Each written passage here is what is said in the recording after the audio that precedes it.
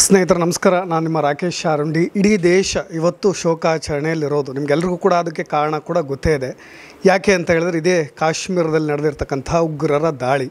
ಒಬ್ಬ ಮಗನನ್ನು ಕಳ್ಕೊಂಡಾಗ ಆ ನೋವು ಎಲ್ರಿಗೂ ಕೂಡ ಅರ್ಥವಾಗುತ್ತೆ. ಸಹಜವಾಗಿ ಒಬ್ಬ ತಾಯಿಯ ನೋವನ್ನು ನೀವೆಲ್ಲರೂ ಕೂಡ ಅರ್ಥ ಮಾಡ್ಕೊಳ್ತೀರಿ ಅಂತ ಭಾವಿಸ್ತೀನಿ. ಆರಂಭದಲ್ಲಿ ತಾಯಿಗೂ ಕೂಡ ಈ ಸುದ್ದಿಯನ್ನು ತಿಳಿಸದಂತೆ ಗೌಪ್ಯವಾಗಿ ಇಡಲಾಗಿತ್ತು ಅಂತ ಅಂದಾಗ ಎಂಥವರ ಕಳು ಕೂಡ ಚುರುಕು ಅಂದುಬಿಡುತ್ತೆ. ಇವತ್ತು ಇದೇ ಶಿವಮೊಗ್ಗ ನಿವಾಸಿಯಾಗಿರ್ತಕ್ಕಂಥ ಮಂಜುನಾಥ್ ಅವರ ತಾಯಿ ಸುಮತಿಯವರು ಇವತ್ತು ನಮ್ಮ ಜೊತೆಗಿದ್ದಾರೆ. ನಾನು ಆರಂಭದಲ್ಲಿ ಹೇಳಿ ಒಬ್ಬ ತಾಯಿಯ ನೋವನ್ನು ಅದನ್ನು ಅರ್ಥ ಮಾಡ್ಕೊಳ್ಳೋರಿಗೆ ಮಾತ್ರ ಗೊತ್ತಾಗುತ್ತೆ ಅಂತ. ಇವತ್ತು ಈ ಉಗ್ರರ ದಾಳಿಯಲ್ಲಿ ಮಗ ಮಡಿದಿರ್ತಕ್ಕಂಥದ್ದು ಯಾವ ರೀತಿಯಾಗಿ ಇದಕ್ಕೆ ಪ್ರತಿಕಾರವನ್ನು ಕೂಡ ಬಯಸ್ತೀರಿ ಒಬ್ಬ ತಾಯಿಯಾಗಿ ಅಂತ? ಪ್ರತಿಕಾರ ಏನು ಬಯಸೋಲ್ಲ, ಅವ್ರಿಗೆ ದೇವರೇನು ಶಿಕ್ಷೆ ಕೊಡ್ತಾರೆ. ನಮ್ಮ ಕರ್ತವ್ಯ ನಾವು ಮಾಡ್ತೀವಿ ಅಷ್ಟೇ.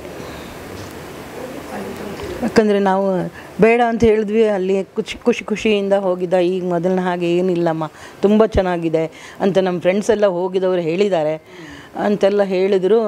ಹೌದಾ, ಹಾಗಾದರೆ ಪರವಾಗಿಲ್ಲ, ಹೋಗಿ ಬನ್ನಿ ಅಂತ ನಾವು ಸ್ವಲ್ಪ ಧೈರ್ಯ ಮಾಡಿದ್ವಿ. ಮೊನ್ನೆ ತಾನು ಮಾತಾಡಿದ್ವಿ, ತುಂಬ ಚೆನ್ನಾಗಿದೆ ಇಲ್ಲಿ ವೆದರು, ಇದು ಎಲ್ಲ ಫ್ರೆಂಡ್ಸ್ ತುಂಬ ಚೆನ್ನಾಗಿದ್ದಾರೆ ಅಂತೆಲ್ಲ ಹೇಳಿದ್ರು. ಆವಾಗ ಇನ್ನು ಅಡ್ಡಿಲ್ಲಪ್ಪ, ನಾಳೆ ಬಂದುಬಿಡ್ತಾರಲ್ಲ ಅಂತ ತುಂಬ ಸಂತೋಷವಾಗಿದ್ವಿ. ಆದರೆ ನಾವು ಪ್ರತಿಕಾರ ಮನೋಭಾವನೆಯವರಲ್ಲ ಸರ್. ಚೆನ್ನಾಗಿರ್ಬೇಕಷ್ಟೇ, ಎಲ್ಲರೂ ಚೆನ್ನಾಗಿರಬೇಕು, ದೇಶ ಚೆನ್ನಾಗಿರಬೇಕು, ಸರ್ವೇ ಜನ ಸುಖಿನೋ ಭವಂತು ಅಂತ ನಾವು ಇರೋದು. ಎಲ್ಲರೂ ಚೆನ್ನಾಗಿರಬೇಕು ಅಂತ ಅಂದ್ಕೊಳ್ಳೋರು. ಹಾಗೆ ಪ್ರೇಯರ್ ಮಾಡ್ತೀವಿ ನಾವು. ಹಂಗೆ ತಾಯಿಯ ದೊಡ್ಡ ಗುಣ ಅಂತ ಹೇಳ್ತೀನಿ ನಾನು. ಈ ಒಬ್ಬ ಉಗ್ರರಿಗೂ ಕೂಡ ದೊಡ್ಡ ಗುಣ ಅಲ್ಲ ಸರ್, ನಮ್ಮ ಇದರಲ್ಲಿ ಹೇಳ್ಕೊಡೋದೇ ಹಾಗೆ. ನಮ್ಮ ಬಾಲ್ಯದಿಂದಲೂ ಈ ಥರ ಹೇಳ್ಕೊಡ್ತಾರೆ. ನಮ್ಮ ಬೇರೆ ಏನು ಹೇಳ್ಕೊಡೋಲ್ಲ, ಈ ಥರ ಚೆನ್ನಾಗಿರ್ಬೇಕು, ಎಲ್ಲರೂ ಸೋಷಿಯಲಾಗಿ ಚೆನ್ನಾಗಿರಬೇಕು ಅಂತ ಹೇಳ್ಕೊಡ್ತಾರೆ. ನಾವು ನಮ್ಮ ಮಕ್ಕಳಿಗೆ ಅದೇ ಥರ ಕಲಿಸಿದ್ವಿ ಸರ್. ತುಂಬ ಫ್ರೆಂಡ್ಲಿಯಾಗಿ ಎಲ್ಲರ ಹತ್ರ ತುಂಬ ಚೆನ್ನಾಗಿ ಮಾತಾಡ್ಸ್ಕೊಂಡು ಚೆನ್ನಾಗಿದ್ದ. ವಾಪಸ್ ಬರ್ತಾನೆ ಅಂತ ತುಂಬ ಖುಷಿಯಾಗಿದ್ವಿ. ಅಷ್ಟೊತ್ತಿಗೆ ಹಿಂಗಾಗೋಗಿರ್ತಾರೆ, ಏನು ಮಾಡೋಕ್ಕಾಗಲ್ಲ. ನಾವು ಅದೇ ಅಂದ್ಕೊಳ್ತೀವಿ, ಇದು ನಿರ್ಣಯನೇ ಹಾಗಾಗಿತ್ತು. ಯಾತಕ್ಕೆ ಅವನು ಇಲ್ಲಿ ಈ ಮೂಲೆಯಲ್ಲಿ ಹುಟ್ಟಿದವರು ಅಲ್ಲಿ ತುದಿವರೆಗೆ ಹೋಗಿ ಅಲ್ಲಿ ಪ್ರಾಣ ತೆತ್ತಬೇಕು ಅಂತ ನಾವು ಅಂದ್ಕೊಂಡಿರಲಿಲ್ಲ. ಇದು ನಿರ್ಣಯನ ಆಗಿತ್ತೇನೋ, ಅದನ್ನು ಬದಲಾಯಿಸೋಕ್ಕೆ ಯಾರ ಕೈಯಿಂದಲೂ ಸಾಧ್ಯ ಇಲ್ಲ. ನಡೀಬೇಕು. ದಟ್ ವಾಸ್ ಅನ್ ಸೆನ್ಸ್ ಅಂತಾರೆ. ಒಬ್ಬ ತಾಯಿಗೆ ಅದು ಗೊತ್ತಾಗ್ತಾ ಇರುತ್ತೆ. ಎಷ್ಟೋ ಸರಿ ಭಾಳ ಸರಿ ಹೋಗ್ಬೇಡ ಅಂತ ಏನೋ ಸಣ್ಣ ಪುಟ್ಟದಕ್ಕೂ ತಡೀತಾ ಇದ್ದರೂ ಕೂಡ ಅದು ವಿಧಿ ಅಲ್ಲಿಗೆ ಮುಗಿಸ್ಬೇಕು ಅನ್ನೋದಿದ್ದರೆ ಅದನ್ನು ಯಾರು ಕೂಡ ತಪ್ಸೋಕ್ಕಾಗೋದಿಲ್ಲ ಅಂತ. ಆ ಥರದ್ದು ಏನಾದ್ರು ತಡೆಯೋ ಕೆಲಸ ಮಾಡಿದ್ರಾ ಅಂತ ನಾನು ಹೇಳ್ತಾನೆ ಇದೆ. ಬೇಡ ಅಲ್ಲ, ನನಗೆ ಗುಟ್ಟು ಮಾಡಿದ್ರು, ಹೇಳಿರಲಿಲ್ಲ. ಮೊನ್ನೆ ನಮ್ಮ ತಮ್ಮವ್ರು ಬಂದಾಗ ನಾನು ಹೋಗ್ತೀವಿ, ಕಾಶ್ಮೀರಕ್ಕೆ ಹೋಗ್ತೀವಿ ಅಂದರು.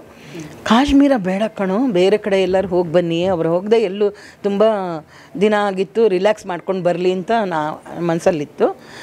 ಇಲ್ಲಮ್ಮ, ಅವರೆಲ್ಲ ಫ್ರೆಂಡೆಲ್ಲ ಹೋಗಿದ್ದಾರೆ, ಏನು ಚೆನ್ನಾಗಿದೆ, ಏನು ತೊಂದರೆ ಇಲ್ಲ.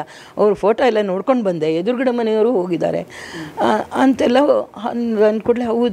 ಹೌದೇನೋ ಹಾಗಾದರೆ ಇರಬಹುದೇನೋ. ನಾನು 30 ವರ್ಷದ ಹಿಂದಿಂದು, ಈಗ ಹಂಗಿಲ್ಲ. ನಾನು ರೋಜಾ ಫಿಲಮ್ ನೋಡಿದ್ದೆ ಹಿಂದೆ, ಅದರಲ್ಲಿ ಅದೆಲ್ಲ ಅವಳು ಕಷ್ಟಪಟ್ಟಿದ್ದು ನೋಡಿದ್ದೆ ನಾನು. ಹಾಗೆಲ್ಲ ಇಲ್ಲ ಈಗ ಅಂತ ಆದರೆ ಅಲ್ಲಿ ವಿಧಿ ನಿರ್ಣಯನೇ ಬೇರೆ ಇತ್ತು. ನಮಗೆ ತುಂಬ ಬೇಜಾರಾಗ್ತಾಯಿದೆ ಅಷ್ಟೇ.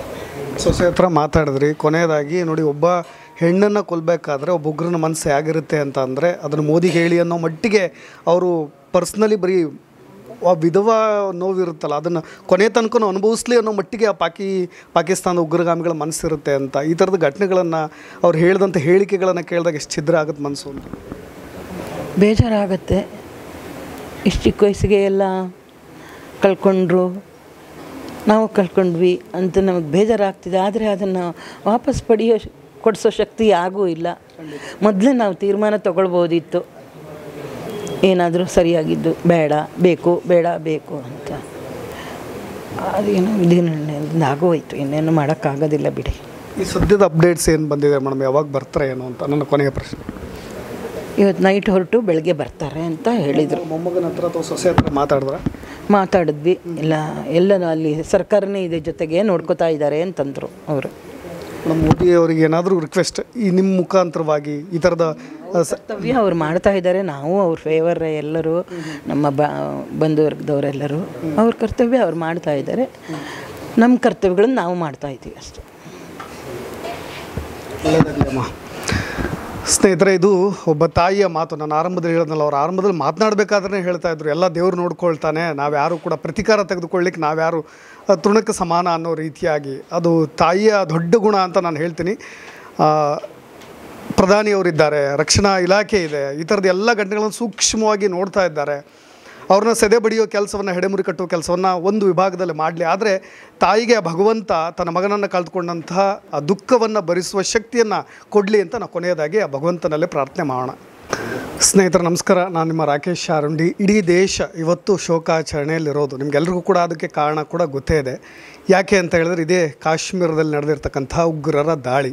ಒಬ್ಬ ಮಗನನ್ನು ಕಳ್ಕೊಂಡಾಗ ಆ ನೋವು ಎಲ್ರಿಗೂ ಕೂಡ ಅರ್ಥವಾಗುತ್ತೆ. ಸಹಜವಾಗಿ ಒಬ್ಬ ತಾಯಿಯ ನೋವನ್ನು ನೀವೆಲ್ಲರೂ ಕೂಡ ಅರ್ಥ ಮಾಡ್ಕೊಳ್ತೀರಿ ಅಂತ ಭಾವಿಸ್ತೀನಿ. ಆರಂಭದಲ್ಲಿ ತಾಯಿಗೂ ಕೂಡ ಈ ಸುದ್ದಿಯನ್ನು ತಿಳಿಸದಂತೆ ಗೌಪ್ಯವಾಗಿ ಇಡಲಾಗಿತ್ತು ಅಂತ ಅಂದಾಗ ಎಂಥವರ ಕರುಳು ಕೂಡ ಚುರುಕು ಅಂದುಬಿಡುತ್ತೆ. ಇವತ್ತು ಇದೇ ಶಿವಮೊಗ್ಗ ನಿವಾಸಿಯಾಗಿರ್ತಕ್ಕಂಥ ಮಂಜುನಾಥ್ ಅವರ ತಾಯಿ ಸುಮತಿಯವರು ಇವತ್ತು ನಮ್ಮ ಜೊತೆಗಿದ್ದಾರೆ.